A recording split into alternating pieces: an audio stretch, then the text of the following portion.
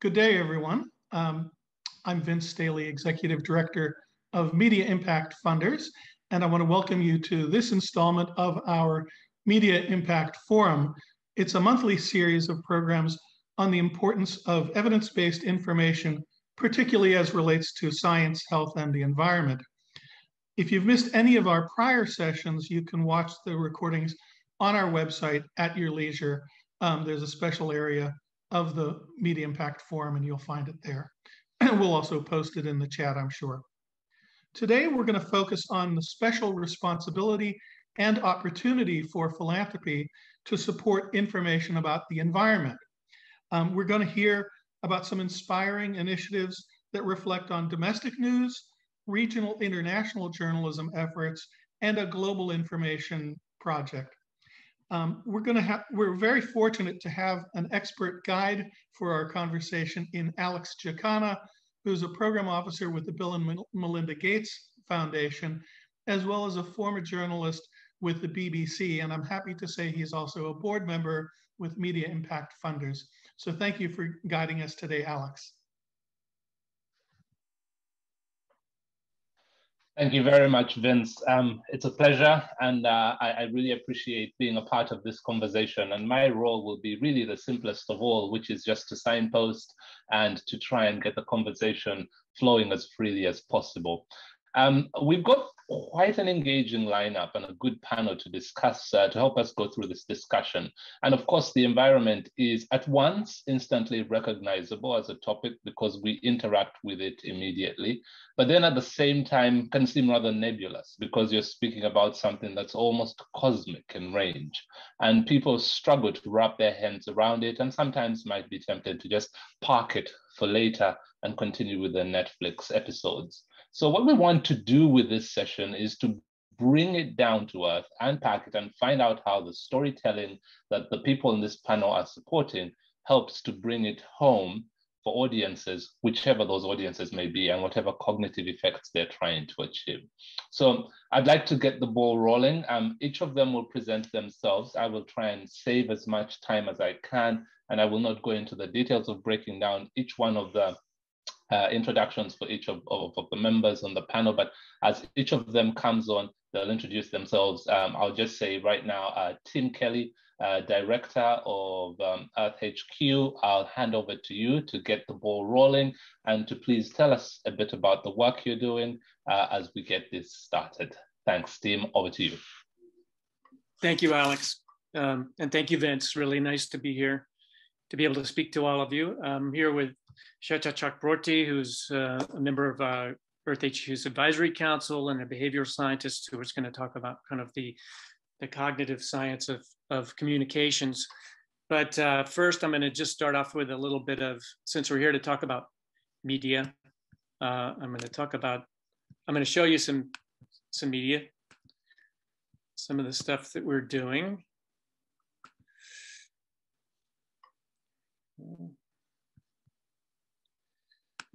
Hold on.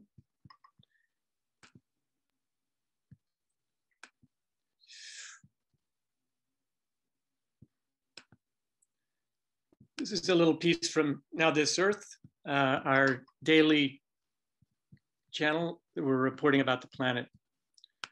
Hi, I'm Robert Downey Jr., founder of Footprint Coalition, and this is Action Planet. I'm not a scientist, but my lay understanding of the science is that the situation is growing more and more urgent. When you take action, your life gets a meaning. When you get a meaning in life, you become happy. When people connect, they care. When you're feeling well and doing well, you have no choice but to be well to the planet. We are up to the task of managing this crisis. And it's a mountain we can climb if we climb it together. If we don't do what science demands, we pass a tipping point, and it's out of our control.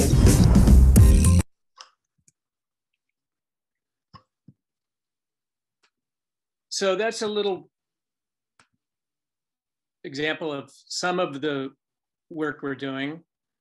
Earth HQ is the media arm of the Global Commons Alliance. And if you don't know what that is, it's a group that's really focused on how to bring the global economy to operate within planetary boundaries. And our grand ambition is to find a pathway for a safe and just corridor to meet the SDGs within the time frame of 2050. To do this, this large group of science organizations has come together, who are working together on specific mechanisms, particularly on kind of the gold standard for science-based targets. As many of you probably know, we have about 1,300 companies that we're working with to set science-based targets for climate. And we've also just released guidance on setting science-based targets for nature.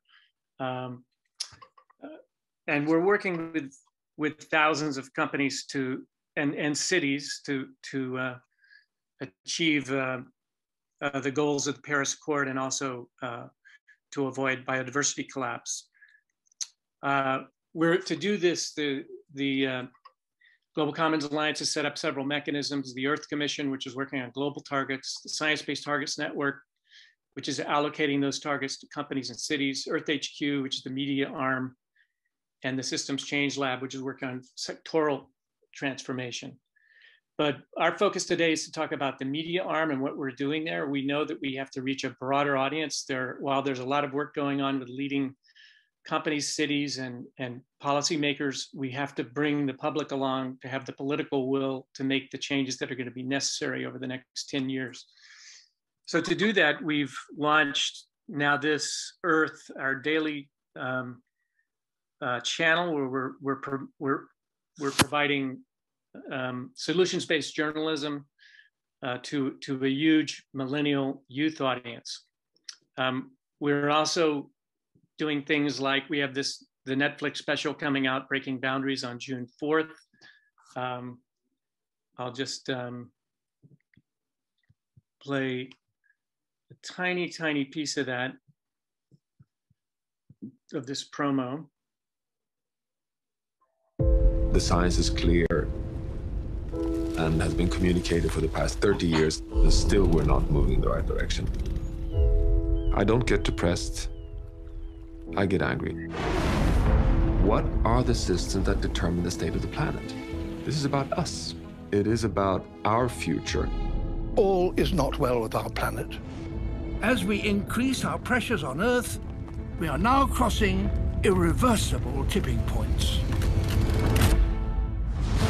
Nature is being degraded at a rate. All right, that's just a taste of it. You can tune in on June 4th and see the rest of it. Sorry, I'm trying to get back to the slides here. So our basic focus is these twin issues of nature and climate. That is the focus of the Global Commons Alliance and of Earth HQ. And to do that, we've brought together this coalition of science organizations, also the largest science journalism network in Manga Bay, and their 500+ journalists on the front lines of nature, and the reach of Now This, which is we're doing 2.5 billion views monthly, and we're building a centralized portal dashboard with all the latest data to track progress, and that's being done with the World Resources Institute.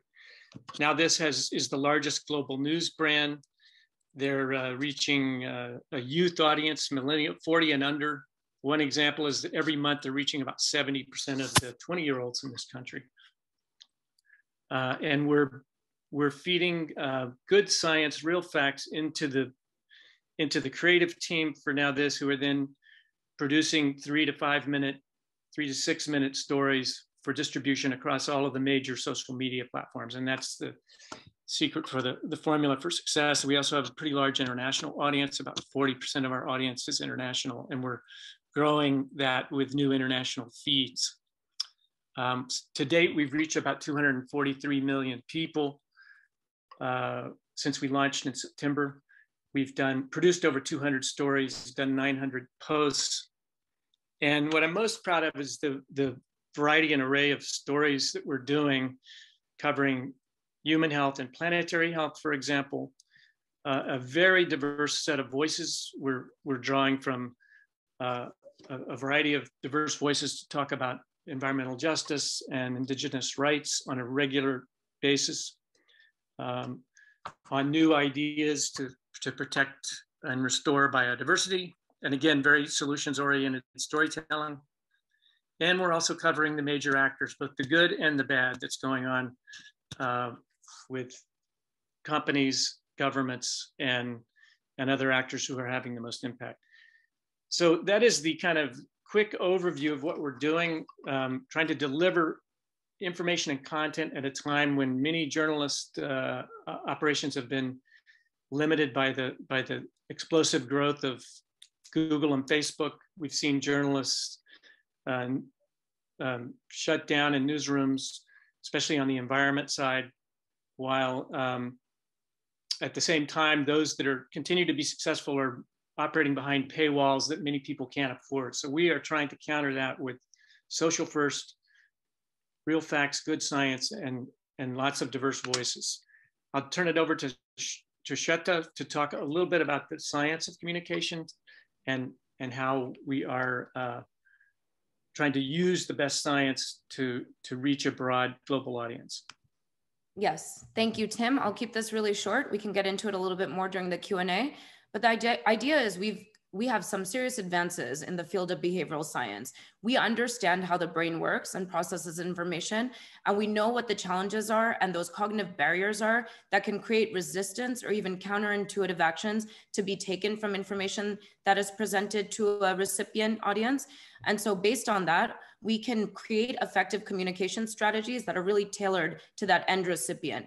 And that's what the field of behavioral science has been able to make leaps and bounds in the last few decades. So the application of behavioral science to more effective communication is really being applied with the efforts of Earth HQ. And we're seeing it more broadly as well, because obviously we are communicating in a landscape that is facing a lot of resistance, not just in the US, but globally, to some real evidence-based information that is really necessary for individuals, communities, nation states, and then as a global collective to not just understand, but to process and act on. So we want to present information in a way that will overcome any sort of information resistance within the brains. We want to tailor it so that it reaches those end audiences in a way that we can predict behavioral outcomes that we anticipate and we encourage. We want people to take actions, right? This isn't just about presenting information. So we need to do it in a way that is really informed by the science and the best science and robust evidence of what works and what doesn't. So that's what we're doing with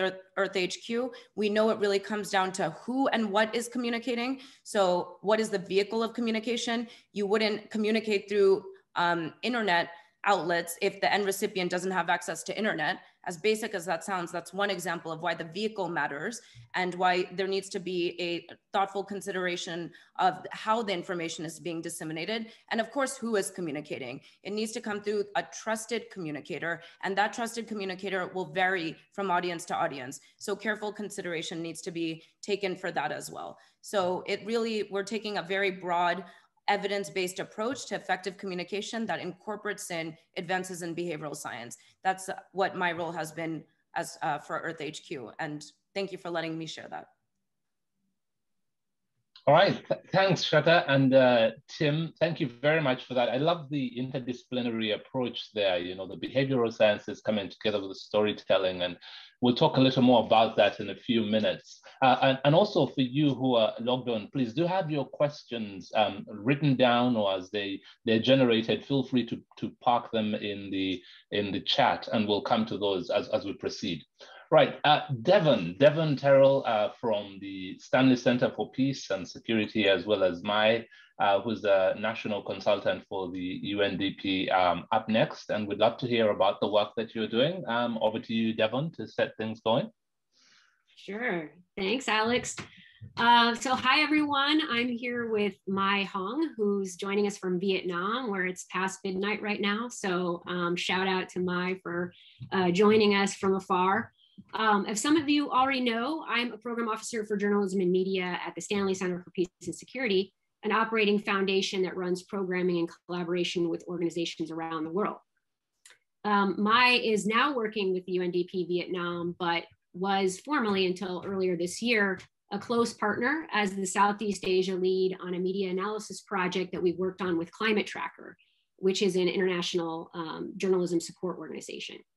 So for our contribution to this panel, we wanted to zoom in on an initiative in Southeast Asia, which is an extremely important region of the world in the context of limiting global climate change, because right now, the fast developing countries of Southeast Asia are making decisions about whether to continue to go down the path of fossil fuels or towards renewable energy to power its growing energy needs. So kind of before we explain what we did and why, we want to take you down to the ground level for a second. As part of our project, we talked to an editor at a major news outlet in Indonesia, the fourth largest country on earth, who said that their news outlet struggles to effectively cover renewable energy and climate issues because these topics are too new and too technical. Quoting from this editor, he said, renewable energy has limited sources for journalists to cite and interview because it's still rare. Not only the readers, but also the journalists are sometimes confused. This view was shared by a number of other journalists and editors working at national outlets in Southeast Asia who were interviewed as part of our project. So then you see this report, which we have on the screen there, which was covered widely in the news yesterday from the International Energy Agency, which is an agency that's known for being very conservative in its assessments of the energy landscape, which basically said that countries worldwide must drop fossil fuels and transition to renewable energy as quickly as possible to have any hope of averting the worst effects of climate change.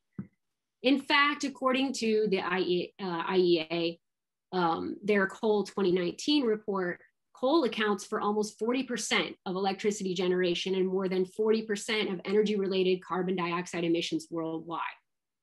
Asia's share of global coal power generation climbed to almost 80% in 2019, and much of that increase has come from Southeast Asia, led by Indonesia and Vietnam. So going back to that editor in Indonesia, there is a huge disconnect in terms of ways that energy is actually being covered in major news markets in Southeast Asia, and the need for a rapid global, regional, and local transition to renewable energy that has to take place. So to put it simply, the reporting is way out of sync with the pace and scale of change that needs to occur to avert climate disaster. So folks in the international climate policy space told us several years ago that closing this gap in energy coverage, including making these connections to the need to shift away from fossil fuels, specifically in Southeast Asia, could have very big impacts globally. Climate NGOs and really big funders that are working to make sure the goals of the Paris Agreement are achieved and pushing countries to make bigger commitments to reducing carbon emissions encouraged more climate-focused journalism programming in the region to help close this gap. So the premise was that decisions in Southeast Asia media about what to cover, how to cover it, who to use as sources, and how much news attention to give clean energy themes really shapes public and policymaker perceptions about the region's energy future. So what could be done to improve the situation? We started holding journalism workshops and trainings in Southeast Asia in 2019 and got to know other organizations like Climate Tracker that were also working on similar initiatives with local journalists and partners on the ground. And we started talking about doing more workshops in 2020, but then the pandemic hit and we started to have to rethink what our approach would be. And that's when we started brainstorming the idea for a media analysis project that became Fueling the Tiger Cubs, How Southeast Asia is Covering Coal's Last Frontier. And the heart of this idea was to bring young journalists and other stakeholders in Southeast Asia into a process of investigating how media in their countries are currently covering coal and clean energy issues to learn where the gaps, challenges, and opportunities are. Focusing on the national and local news sources that most people consume in the region, the goal of our collaboration with Climate Tracker was to investigate trends in national media narratives with the 5 tiger cub economies. So that's the Philippines, Vietnam, Thailand, Malaysia, and Indonesia. And then basically equipped with this evidence, we wanted to be able to share this information with others like you who might be able to help to improve or shift reporting to better align with climate goals in the region. So now I'm going to throw it over to Mai, who'll tell you a little bit more about the project and the takeaways you might be interested in. Mai? Sorry, I was muted for 1 second. Thank you so much, Devin, for introducing the project, as well as for passing on to myself. So hello, everyone, again. My name is Mai Hoang. I'm currently working as a national consultant for UNDP in Vietnam, but was previously with Climate Tracker and sort of led this project as the Southeast Asia lead for Climate Tracker. So firstly, for those of you who don't know about Climate Tracker, I'm going to give a very brief introduction. So Climate Tracker is the world's biggest network of young climate journalists. We have more than 15,000 members to this point, and a lot of them are based in the Global South. So what does Climate Tracker do with these young journalists? Well, the goal is to support, incentivize, and train them in order to write climate stories. And this really comes in 4 different stages, which are training and reporting fellowships, research projects such as this one, bringing journalists to UN negotiations, and then finally collaborations between journalists, newsrooms, and NGOs. So most importantly, going into the key takeaways that we want everyone here to come away with when thinking about this project that we did. I know everyone has a lot of different backgrounds, and our project, there are a lot of more niche findings that you can find in the reports if you're interested, but really there are 3 key points that we think would be applicable for everyone here. So the first one actually has to do with the methodology of what we did. A key aim of the project was to empower journalists, and we wanted to design a program in a way that would not only have them as the role of, you know, people who were passive observers or people would benefit from the end results, but who would take an active role in the media research itself. We could have partnered with more academic institutions, sort of, you know, universities doing this type of academic research about the media, but we thought really enabling young journalists to study their own industry would mean that they would take a more proactive role in coming up with the solutions to untangle the bottlenecks that they were experiencing as well. So what this meant in terms of the research methodology was that we had 10 research fellows from Southeast Asia who were chosen from a cohort of talented journalists who applied. We had a training process with them. They examined more than 2,700 articles, did content framing analysis, interviewed their fellow journalists and editors over a period of 3 months. But the research itself was looking at articles backtracking from January 2019 to August 2020. So here's a picture of 10 of our amazing journalists who were doing this media research project with us. So in terms of the findings, again, you can find the niche ones that are related to, you know, each of the energy narratives in the report themselves. But overall, some of the interesting things that were true across these countries is that firstly, energy is predominantly seen as an economic story. We found that it's often covered by the business desk, with businesses and government voices really overrepresented. And the journalists together figured out that maybe one of the ways of actually addressing this issue is that there should be more training, incentive, and resources for business desk journalists to cover climate change and energy, because usually these trainings are more implicitly targeted towards environmental journalists. And then the other major finding that came up was that many important energy stories don't get covered well or as much in mainstream national media, simply because lack of time and resources and the physical distance between the power plants and these mainstream newsrooms. And so the journalists got together and suggested across the region that there should be more sustained collaboration between mainstream, often city-based news outlets and more community journalists. And this can also happen between different countries as well. In terms of the outputs of the projects, again, we have 5 national reports and a regional analysis and an action plan report that you can easily find on Stanley Center's website as well as Climate Tracker's website. We held a series of dialogue with stakeholders and podcasts that are on Spotify, Apple Podcasts, anything that you can cue them up and just listen to the outputs. But I want to talk more also about what I mentioned earlier, which is journalists really being proactive and taking the lead after this project, which was one of the goals.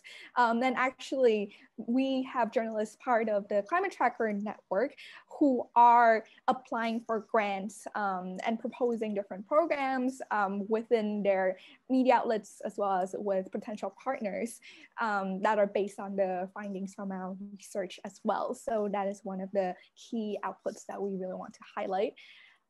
And here are some of the other action points that you can find the summary for these in our action plan report. I don't think we have time to go over them in detail, but I can speak about them more if anyone wants to ask questions later on. And yes, I think I would just like to end our presentation by mentioning again how really what we saw in the region is there's a lack of formal support infrastructure for journalists to cover the climate and energy nexus well. And we think right now it's a very great intervention point for different stakeholders to support journalists, as well as help them, enable them, shift the narratives in these very crucial countries. So thank you very much.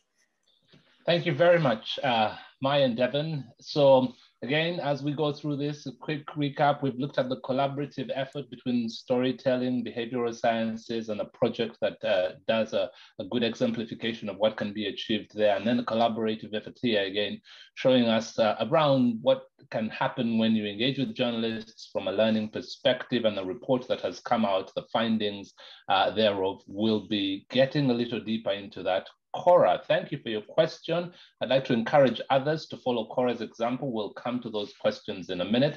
But for now, I'd like to come over to Mark Shields and Lisa Gibbs. Mark is from the Walton Family Foundation. Lisa is with the Associated Press, another collaborative effort here. Please, Mark, why don't you tell us about your project? And then you'll hand over to Lisa, and off the back of that, we'll dig deeper. Over to you, Mark. Sure. Thanks, Alex. And thanks, Media Impact Funders and Vince, for having us today. This is great. You know, at the Walton Family Foundation, we believe that an informed public makes better choices, and we get better outcomes for our program work when there's good, strong journalism that is sort of society turn and move by drawing attention and information to the issues that we're working on. And specifically, as we think about the year that we find ourselves in, you know, last year we're great friends with Megan Parker at the Society for Environmental Journalists. Sorry, there's a lot of names here. And I was talking to her in the summertime about all that was happening and how that was impacting the field of journalism in the environment. And she said, you know, anecdotally, what she was seeing is that reporters who didn't have their beats grant protected were being regularly dragooned from the work that they were doing to cover the pandemic and to cover the racial equity moment and to cover the elections. And that's all really important. And again, you know, that's part of making the wheels of society turn. But we're also very aware that this is an important moment for the climate and for the environment, and specifically at the Walton Family Foundation, where we work on water, and wanting to keep attention focused there as best we can. This is like a large existential threat that we can't just let go by the wayside. And then you kind of add to that, flip my slide down, if I can. You add to that just how complicated the media space already is for consumers, right? You look and realize that the largest single stream for most news consumers is television news. That's still not the majority, right? There's individual news websites, there's blogs, there's papers, there's radio, there's conversations with friends and family. There's really not one single bullet for making your case to the audiences that you need to reach in terms of policymakers, business leaders, other influencers. And so we really want to give some thought to, you know, what is the smart play here to make sure that there is a conversation happening around water and the environment, and that it's reaching the stakeholders who matter in both the place that the environmental work is happening, but also in a broader national context, so that local environmental work has, you know, understanding and context up and down the river, for example. All of that led us to a great conversation and a partnership we're really excited about with the Associated Press. And maybe now I'll toss it to Lisa to talk more about that specifically. Hi there. I thank you for having me. It's a great conversation. Before I talk specifically about the project I'm working on with Mark, I thought it would be useful to just set up a little bit the complicated world of the Associated Press.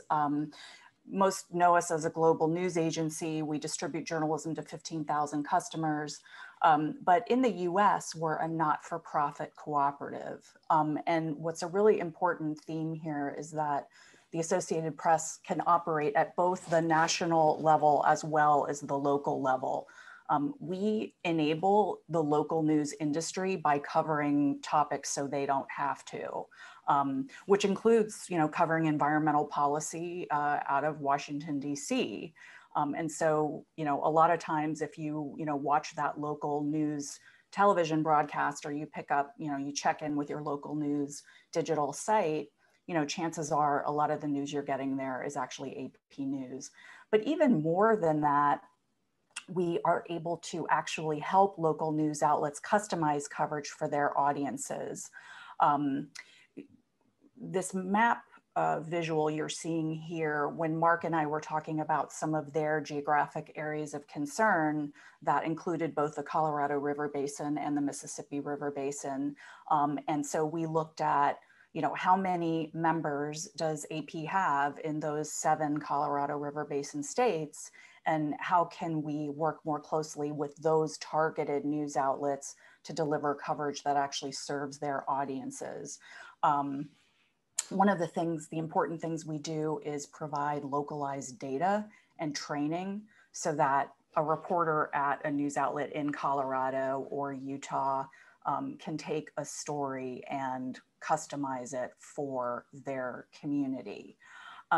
So to talk a little bit about how we're trying to leverage that national and local network for this project, what Mark and I talked about was how by increasing the number of topic specialists in AP's regions, can we connect a environmental journalist in our Western region with national policy out of DC, with AP state government teams and other topic specialists, and then connect them more directly into the local news outlets operating on the ground.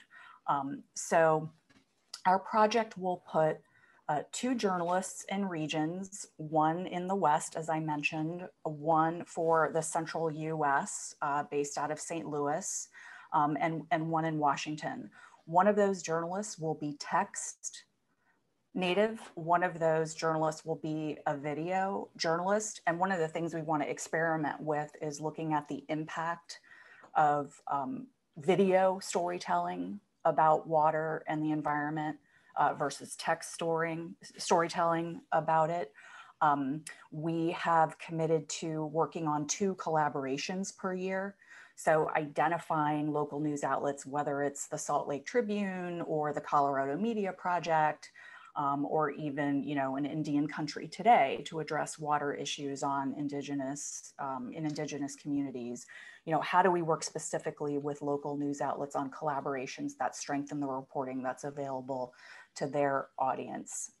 We'll also be surveying our members in key states to dig deeper into what are the coverage gaps and the needs that local news has to see if we might fill those. For example, we had a conversation with a public lands reporter at the Salt Lake Tribune who said, one of the issues is that we tend to cover these stories for our own state, Colorado River Basin specifically. How does it impact Utah? And we don't have a good understanding of the regional context, how decisions being made in Utah is actually impacting the downstates, like in Arizona. And that's where, a player like AP can actually step in and figure out how to provide that and how to unite that community of journalists working on the same subject to give them that regional context. So, that gives you a flavor of what we're trying to do. It's a 2-year project. They start June 1st. And we're really excited to see and measure the impact of that. Excellent. Thank you very much for that presentation, and a very big thank you to all our panelists. Thank you for taking us through your projects. And I'm going to start from the end and work my way back up, maybe not necessarily in that order. We'll see where we end up. Lisa, let me start with you. What difference does having topic specialists make to the practice, to the journalism and the storytelling? So one of the things we've really found powerful is having topic specialists who have worked for years and have really deep understanding of, the research, the trends, the data, connections to the science, that is really critical in infusing the rest of the reporting that we're producing. They become subject matter experts for the newsroom or for the news industry.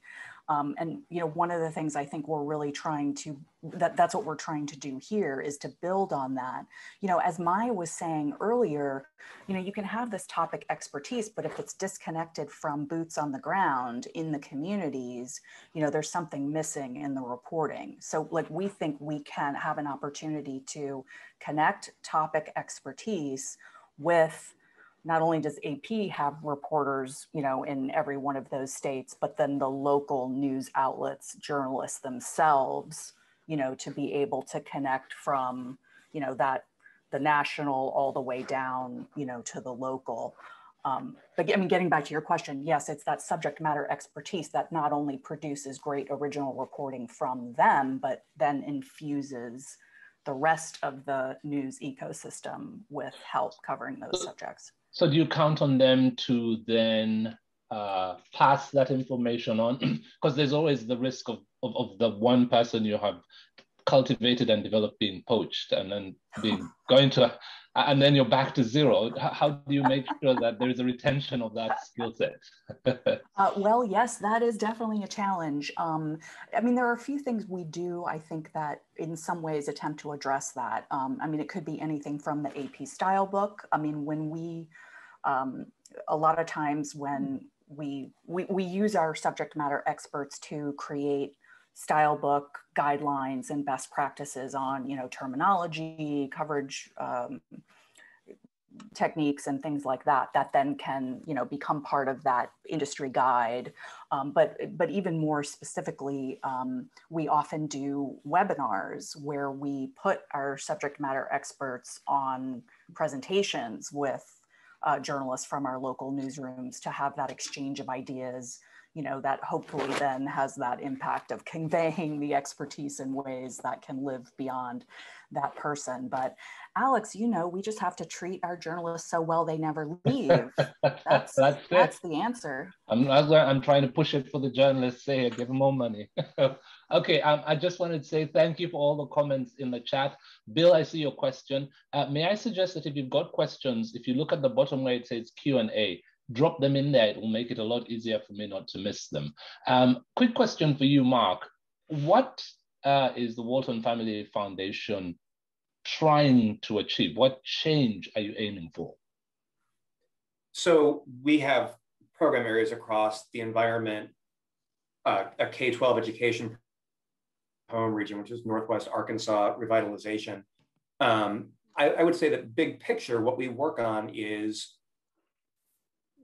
the journalism space is helping to leverage journalism to, again, make wheels move, whether it's for decision makers, for other influencers in the places where we work.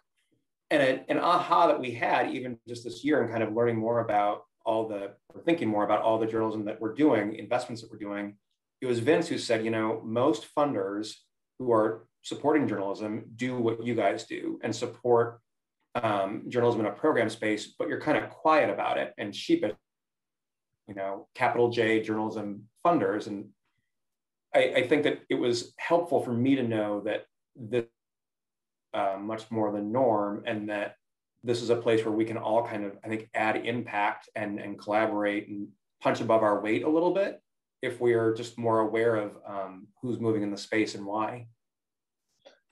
Excellent, thank you. Shaka, I'm going to come to you and I'm going to go to questions that have been coming up in the chat here. There is one that's coming from John. John asks, how do issues of identity, culture, politics, personality, and so on interfere with the process of information and the ability to embrace opposing ideas? She bases this question on the remark you made around information resistance. Yeah, and that's the essence of it. That's the nature of everything that I've studied and what I do, because ultimately the issue is we've been communicating, not just as whatever your role as a communicator is, whether you're a journalist or a science communicator, even a regulator who is charged with communication, a spokesperson for an organization. We have been communicating as though the end recipient is the same, but the way you would present or deliver information and who is actually delivering that information should vary greatly across culture, geographic boundaries, across age groups. You wouldn't say the content and the data and the science is the same, right? But the way it's presented and who is presenting it should not be the same for, let's say, a middle-aged white male in Wisconsin in the United States versus a Gen Zer in New York City, the daughter of an immigrant. So these are very different end audiences. And we know that various cognitive triggers will inform how information is processed. This is how available something is, how much the media amplifies it, how familiar it is, whether or not what's being talked about will impact the young or the old. These are all cognitive triggers. But one of the main cognitive triggers is trust. Trust can account for up to 50% of the variance in ultimate decision-making. That's massive. So if we have to prioritize what we are going to focus our attention on and adjust for, it needs to be that role of trust. So reduce distrust as much as possible in terms of who is communicating and the source and the method for how things are being communicated. And take into account the fact that there are these different nuances across individuals, across regions, across all kinds of demographics. This is sociology 101. We know that there's some universal intrinsic qualities that people have, but ultimately it's the variations that we know we can account for and we can effectively tailor communications around to then be able to just make sure that they're as custom as possible. We don't have unlimited resources, so we can't obviously create the perfect message for every single individual on the planet, but we can be smart about how we group audiences and based on that be really effective in coming up with these more curated communication strategies. So that's really interesting, and that's great points that you've highlighted there that go straight into the storytelling and how you produce it and target it. For the people on this call who are funders of storytellers, how do they integrate the knowledge that you're highlighting and the resources that Cora had asked for into their funding and grant making?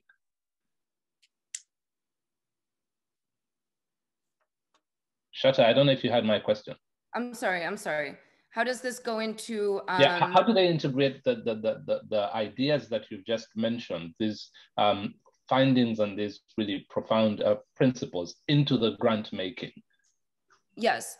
Well, there needs to be collaboration required in grant making. We need to break down the silos. What EarthHQ, for example, has done so well is really combine science and entertainment in a way that hasn't really been done well before.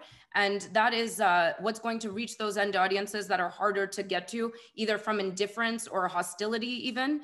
And then there's audiences that we call broadly climate deniers, but maybe we're just not messaging it correctly. And these are audiences that would actually receive information around climate change if it was presented as a national security issue. So we can stop using words that we know are going to be result in cognitive resistance or even kind of rejection, but rather if we talk about in the United States, troops being at risk because the planet is warming and it's more risky for the military to be prepared and to train and face adversaries. Now you're reaching an audience in the United States that might have not listened to you before. So we can be really creative and apply some of these behavioral science applications effectively in a way that reaches audiences, and grants can support that by are supported. So we want to make sure that in these grants, it is emphasizing as many different types of expertise on the actual project itself. So bring in the social scientists, bring in somebody from the military, bring in somebody from a completely different genre that you wouldn't necessarily think about in traditional communication, but would ultimately come up with that creativity that is needed to come up with reaching those traditionally harder to reach audiences. So I highly recommend collaboration as a we want to coin a new term called natural security. Natural security. Tell us more. Oh, and by the way, for those of you on the panel, please feel free to jump in and to even ask each other questions if you'd like to follow up. Tim, carry on. Well, I would just add to what Shata was saying, that visual storytelling is important today. Optimizing for mobile, of course, is usually important. Repetition is important in communications. That's why we like the idea of doing multiple stories a day. Repetition, hitting these issues again and again and again from different angles. That's what I think sinks in and starts to have an impact on people. And then giving them resources and avenues for action.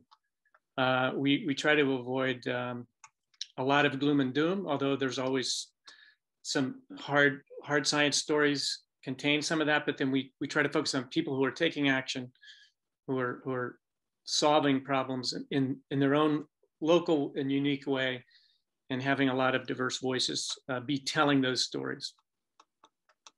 That's excellent. Maya, I'm going to come to you. I want to pick up from Shata's point about how we tell the story, how we frame it, knowing, bearing in mind the audience. Slightly adjacent to that, you mentioned that in many, one of your findings was that in many cases, environment is sort of covered, or especially energy, not environment. Energy is covered as a business story or as a set of business stories. I'd imagine that affects the way the stories are told. How so, if so? And does that need to change? Should energy be seen as a business story or otherwise? Yeah, so I think one of the things that we highlighted in the reports, part of fueling the Tiger Cups on a regional as well as a national level in these Southeast Asian countries, business and government voices are overrepresented because of this focus on the business and economic perspective. In fact, a lot of these stories don't feature community voices, the lived experiences of either the end users of energy or people who live within the vicinity of the energy producing plants. So that tremendously affects the way the story is told. Like, there aren't a lot of human impact stories that we found, for example. And I think it affects, we didn't study how the audience received those stories necessarily, because we were more focused on the journalist side of things. I think just from talking to those journalists, they are aware that that type of story, it doesn't appeal to all audience, because a lot of the audience is end user as opposed to people with a lot of business interest in investing in the latest coal power plant. But the reality is that that's where the funding for the news is coming from, as well as just the conventions of where these stories get their quotes from. So even journalists who know that they could reach their audiences better, and there are community voices that should be represented more, currently don't have the time to do that and the resources to do that. So that's really a gap that we hope will be addressed in the near future. I'll give just a second for anyone on the panel who wants to add to that. And then Bill, I'd like you to ask your question directly. That's a really big one. So I'm going to give it to your broad shoulders to drop it onto this panel. Okay, no additional supplements from the panel. Bill Semmering, I saw your question and it's over to you. Why don't you ask it live to the panelists? You can pick any panelist you want, or you can just drop it on the table and walk away. I don't think Bill has a mic. Oh, Bill doesn't have a mic? Okay, all right. I will read it. You got the mic. I've got the mic, okay. Wow, I can feel the power here. It's going to my head. Okay, so Bill asks, the planet cannot support, actually he states first, the planet cannot support capitalism as we know it. And then he asks, is anyone discussing this? So two things here. One is, do you agree with his statement? And then two, if so, is anyone discussing this? So given how simple this question is, I'll let any one of you panelists pick it up. Tim, all right, you're ready to go for it. Let's go. Yeah, it's a huge topic of discussion, both in our reporting and in Global Commons Alliance, in our work with companies. There's a big move to stakeholder capitalism, away from shareholder capitalism. There's a big move to try to capture externalities of environmental services within within the accounting for the cost of doing business. Many of these things are in their early infancy, but I think there's a lot of momentum. Investor groups are talking about it. They're putting pressure on companies. We're expanding our investigative reporting specifically to really bring to light, these things that have typically happened opaquely in the distance down in supply chains. But as an example, we've done with Mongabay, done a series of reports on BlackRock's investment in major meatpacking plants in Brazil, who have been directly implicated into deforestation, even though there have been announcements by BlackRock that they're cleaning up all of their companies and supply chain. So we're going to try to do more of that. But I think it's a really important moment. There's a lot of really vital conversations going on. Of course, it has a huge distance to go, and we don't have much time to get the changes done before we get deeper into the hole we're in. But I think it's encouraging anyway. All right, Devon. Yeah, I was just gonna pile on a little bit to that too, and just I know that specifically capitalism is maybe not discussed in the work that we're doing directly, but it's obviously comes down to behavior change, to lifestyle change, and when you talk about energy. Obviously, moving away from fossil fuels will have dramatic impacts on just the way people function. Mm-hmm. And so when we looked at Southeast Asia, obviously, a very fast developing region, all of those countries, when we say we have to shift away from fossil fuels to renewable energy very, very quickly, that is going to completely change everybody's daily life in dramatic ways. And so it's one area that relates to lifestyle change and behavior change. At the Stanley Center, we're actually working on that very specifically, and it's a big area. But I do feel that energy transition is just an example of how dramatically things must change, and that a mindset change has to happen in addition to just daily habits. Let me put Dwayne's question to you, Devon. Does ESG investing help move the needle? I mean, I don't know if I'm the right person to weigh in on that, but I do think that when we talk about this being an economic story, or is it an economic story? Is it a business story? Really, we have to look at what everybody's saying on this panel. We have to sort of address these things from so many different angles. The work of Earth HQ and the work of AP together with Walton Foundation, it's all of these different areas, and the story has to be told from all of these different angles, so that it reaches those audiences, and that it can be sort of curated to the needs and sort of the expectations of the audiences, that they can actually process them and respond to them. So my view is just that you have to sort of take that there's so many different ways to kind of go at this, and this is an interesting panel in the sense that it's showing a lot of different ways to do that. That is true. There is a sense of in which it is a way in which the collaboration is really rising to the top here. I'm going to ask you one last question, Devon, and then I'll just find a way of breaking it out a little more, which is in the work you're doing with the climate tracker, focusing on the 5 tiger cubs, as they've been called, and particularly zeroing in on energy transition, shifting from carbon or decarbonizing the use of energy. Do you or have you encountered any pushback from these countries saying, well, all these rich countries made it to the top. They, as we saw from an earlier map, I don't know if it was on this presentation, they polluted their way to the top. Now we're trying to get some financial firepower, and we're being told, oh, sorry, you can't do that. Yeah, and in fairness, I mean, that's a totally fair reaction because it's true. I mean, even when we go back to like lifestyle change, behavior change, I mean, we're talking about the rich countries. We're talking about the United States and Europe and, you know, the big carbon emitters. And you know, so making a big fuss over like a very important region of the world not going in the direction that we ourselves have is fundamentally problematic.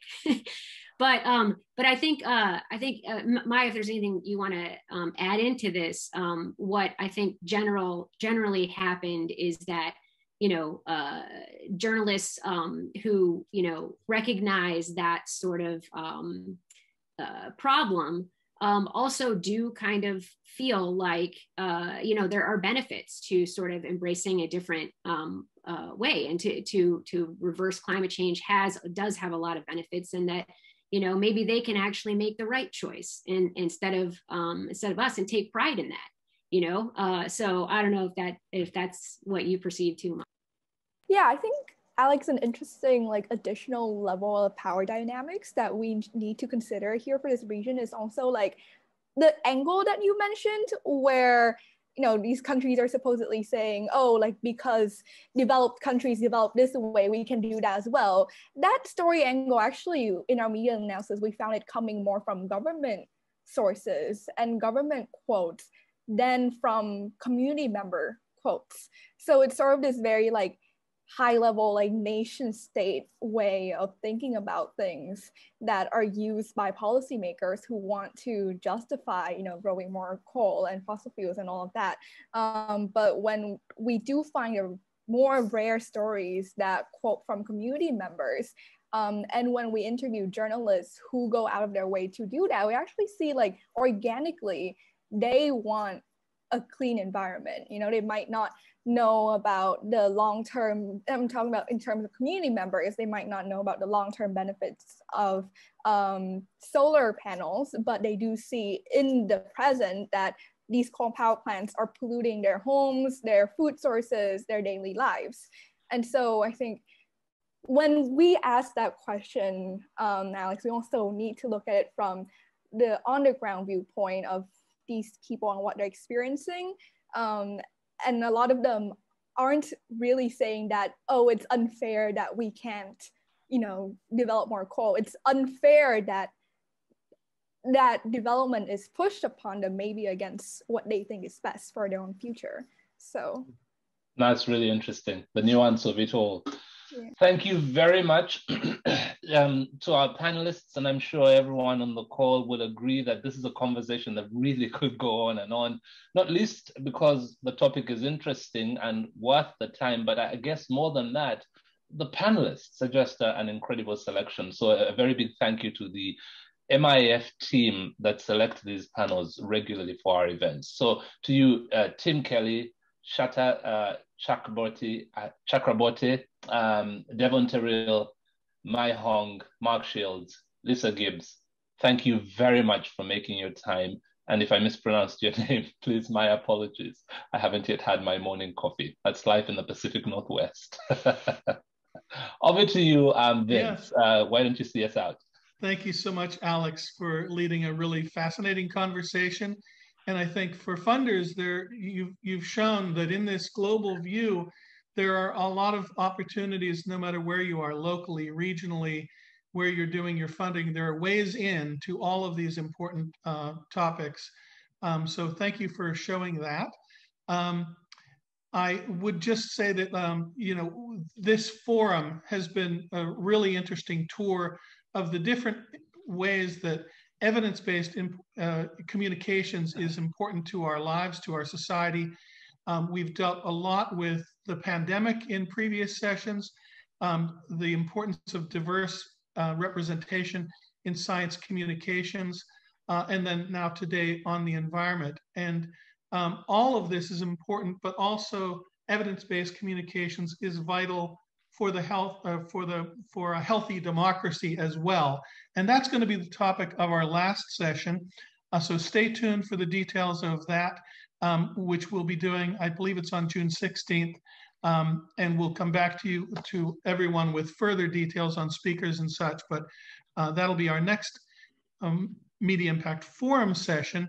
We're going to do a special session on May 27th, next week, which builds on one of our previous forum sessions on access to vaccines and confidence in vaccines. That's a session that is going to feature, that'll be on May 27th, and it's going to feature presentations by the Rockefeller Foundation, the Open Society Foundations, and the Kaiser Family Foundation. So lots of important sessions coming up. Stay tuned for all of that. And thank you all speakers and Alex for leading such a great discussion today. And we'll see you next time. Thank you. Thank you, Vince. Thank you, Sabira and Roshni. They've been in the background making all this happen. So absolutely. Thank you very much. Thanks, Alex. All right, bye-bye. Thank you, Alex. Bye, everyone. Thanks, Roshni. Bye.